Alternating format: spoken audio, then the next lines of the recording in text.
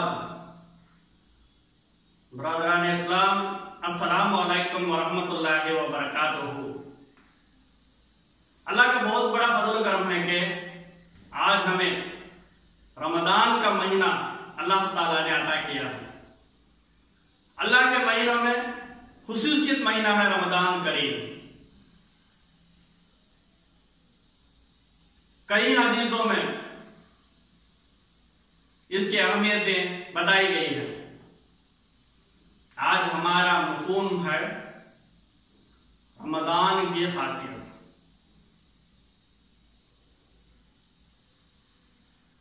हमारी उम्र में हम कई रमजान देखे हैं, मगर इस रमजान हमारे लिए बहुत खासियत है। थोड़ा पिछले साल तवज्जो दें तो पता चलेगा।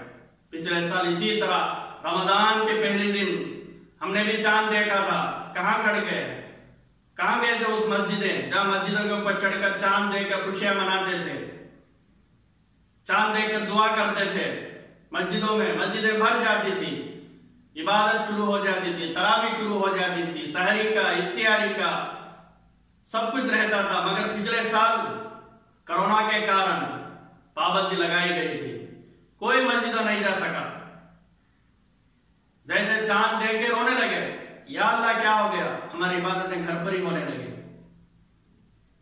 तरावी का वक्त आया तो इशा के बाद रोने लगे, या अल्लाह इस साल हमको तरावी नहीं मिली। फजर के बाद, सहरी के बाद फजर नमाज में बैठकर रोने लगे, या अल्लाह क्या ऐसा हो गया, क्या अल्लाह आप हमसे नाराज हो गए क्या? क्योंकि जब भी हम हमारे घर में किसी को अंदर इजाजत देते हैं तो हमारे इजाजत के बगैर कोई दाखिल नहीं हो सकता। इसी तरह मस्जिदों में अल्लाह ताला जिसे चाहता है उन्हीं को हिदायत देता है, उन्हीं को अपने मस्जिदों में दाखिल कराता है। पर पिछले साल कहां गए थे? तो कहीं लोग, कहीं बुजुर्गों ने ऐसे रोने लगे, कहीं आखिरी जमाना तो नहीं आ गया कि हदीस का मफहूम है कि आखिरी जमाना में अल्लाह ताला ने दिलों से कुरान को ले लेगा, इबादतें कम करा देगा। ऐसे सब रो रहे थे। और एक खुसूसियत है, पिछले सालों से अभी तक लाखों लोग कोरोना की बीमारी से शिकार हो गए, लाखों लोग मर गए। अल्लाह ताला इन लोगों में हमको बचा कर रखा है। यही सबसे बड़ी नियामत है कि दोबारा हमको मस्जिदों में जाने की इजाजत मिली है। 5 वक्त की नमाज पाबंदी से हो रही है, इफ्तियारी हो रही है, सभी मस्जिदों में गंजों की इजाजत है। यही सबसे बड़ी खासियत है, यही सबसे बड़ी नियामत है। तो जो इस नियामत मिली है तो उसको हम किस तरह इसको इस्तेमाल करें। रमजान की खासियत के बारे में एक छोटी हदीस के हवाले से इसकी खासियत मैं आपको बता रहा हूं।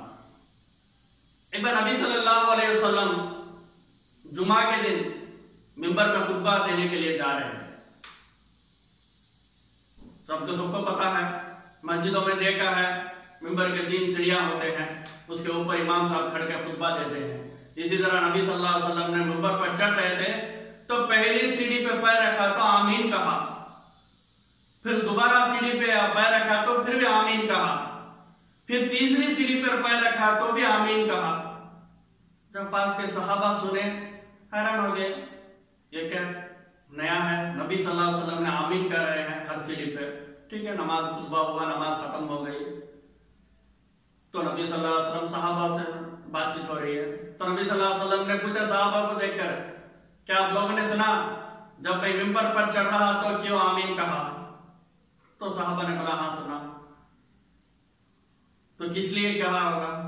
तो साहबा ने कहा अल्लाह और उनके रसूल आप भी बेहतर जानते हैं। तो इस चीज के बारे में नबी सल्लल्लाहु अलैहि वसल्लम ने बयान किए थे। तो मैं आपको शॉर्ट एंड स्वीट से बता देता हूं। तो नबी सल्लल्लाहु अलैहि वसल्लम ने कहा, मैंने जब पहली सीढ़ी पर पैर रखा तो जिब्राइल अमीन ने मेरे आगे आए। जिब्राइल अमीन जानते हो ना, वो फरिश्ते हैं जो अल्लाह के हुक्म को नबी सल्लल्लाहु अलैहि वसल्लम तक पहुंचाते हैं। तो उन्होंने नबी सल्लल्लाहु अलैहि वसल्लम के आगे आए और उन्होंने एक दुआ मांगी। नबी सल्लल्लाहु अलैहि वसल्लम ने उसको आमीन कह दिया। जैसे दूसरी सीढ़ी पर गए तो उन्होंने एक दुआ मांगी तो नबी सल्लल्लाहु अलैहि वसल्लम ने आमीन कहा।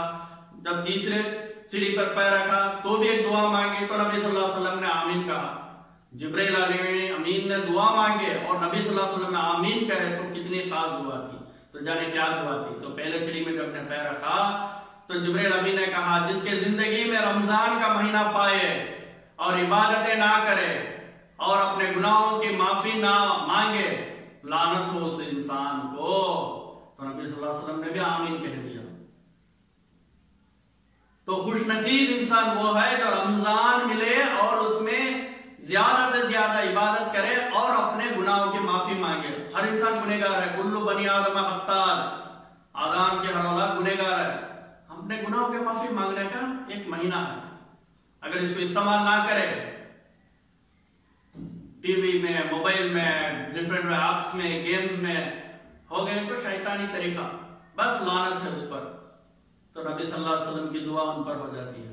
उसी तरह तो दूसरे पे जब पैर रखे तो जिब्रील अमीन ने कहा, जब भी नबी सल्लल्लाहु अलैहि वसल्लम का नाम आ रहा है और उन पर कोई सलवात ना भेजे तो उस पर भी लानत हो। इसलिए कम से कम जब भी नबी सल्लल्लाहु अलैहि वसल्लम का नाम लिया जाता है सल्लल्लाहु अलैहि वसल्लम कहना जरूरी है। कम से कम बहुत से अल्लाह वाले तो दरूद भेजते हैं, अल्लाहुम्मा सल्ली अला सय्यिदिना मुहम्मद व अला आलि मुहम्मद कमा सल्लैता अला इब्राहीम व अला आलि इब्राहीम इन्नका हमीदुम मजीद। तो जो भी इंसान उनका नाम सुनकर सलवात ना भेजे उस पर लानत है। और तीसरा इतना जिब्रील अमीन ने कहा, जिसके जिंदगी में माँ बाप हो या माँ बाप में कोई एक हो और उनको उस इंसान ने ठीक तरह नहीं देख रहा तो उसको भी लानत हो। कैसी दुआ। और उसको नबी सल्लल्लाहु अलैहि वसल्लम ने आमीन कहा। और इन शख्सों को ला यदखुलुल जन्नत खत्तार, वो लोग जन्नत में ही दाखिल नहीं होंगे।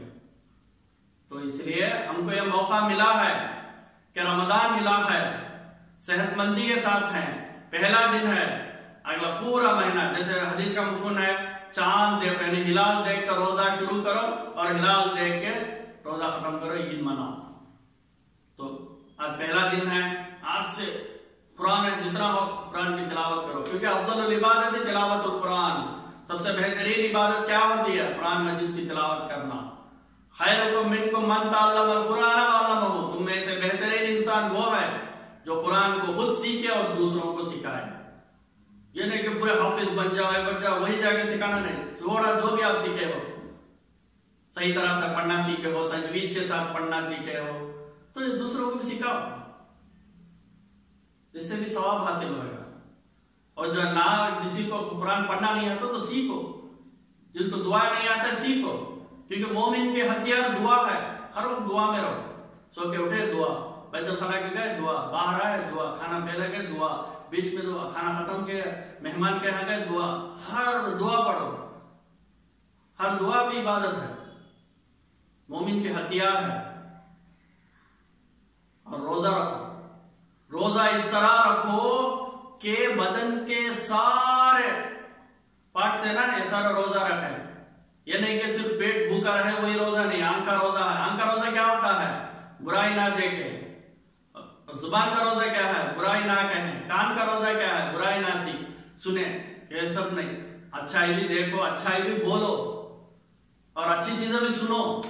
यानी कि सिर्फ बुराई को रोक देना नहीं है, अच्छा नेकी को भी पहलाना है।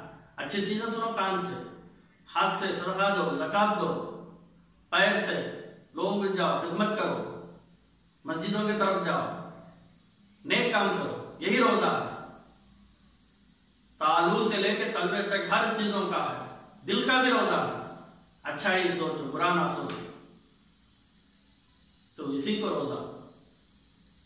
अल्लाह ताला जब चांद दिख जाता है तब अल्लाह ताला ने जहन्नम के सभी दरवाजे बंद कर देते हैं और जन्नत के सारे दरवाजे खोल देते हैं। और जन्नत के दरवाजों में एक दरवाजा है जिसका नाम है बाबुर रेयान। यहां से सिर्फ रोजेदार दाखिल होंगे। तो इंशाअल्लाह रमजान में सभी रोजे रखेंगे और जितना हो सके कुरान मजीद की तिलावत करेंगे, दुआएं करेंगे, माँ बाप की खिदमत करेंगे, ज़कात, सदका जो भी है हमारे से अच्छी बात कहना भी सदका है। अल कलिमतु तय्यबतु सदका, चार लोगों की अच्छी बात वो भी सदका है। तो इंशाअल्लाह इस बेहतरीन महीने का पूरा फायदा लेंगे। अगले 30 दिनों में जो भी मैं जानता हूं वो आप तक पहुंचाऊंगा, क्योंकि हदीस का मफहूम है ना, बल्लिगू अन्नी वलो आया, मेरे आयतों को दूसरों तक पहुंचा, अगर चाहे वो एक ही क्यों ना हो। तो इंशाअल्लाह जो मैं चाहता हूं ये यूट्यूब के जरिए मैं आप तक पहुंचाता हूं, जो आप जानते हो दूसरों तक पहुंचा, सीखना और सिखाना है। तो इंशाअल्लाह यही नेक नियत कर कर इस रमजान के महीने की शुरुआत करेंगे, वक्त पर नमाज अदा करेंगे और वालिदैन की खिदमत करेंगे। सबसे बेहतरीन इंसान वही होता है वक्त पर नमाज अदा करना और वालिदैन की खिदमत करना। इंशाअल्लाह हम ये नियत करके इस रमजान में कामयाबी ले लेंगे, तो दुनिया और आखिरत की दोनों की कामयाबी हमको चाहिए। तो इंशाअल्लाह अगले वीडियो में और ज़कात के बारे में, रोज़ों के बारे में, कुरान के हुकूक के बारे में सब चीज बताया जाएगा। वक्त निकाल कर तुम भी सीखो और दूसरों तक भी शेयर करो। वाखिर दावाना वल्हम्दुलिल्लाहि रब्बिल आलमीन।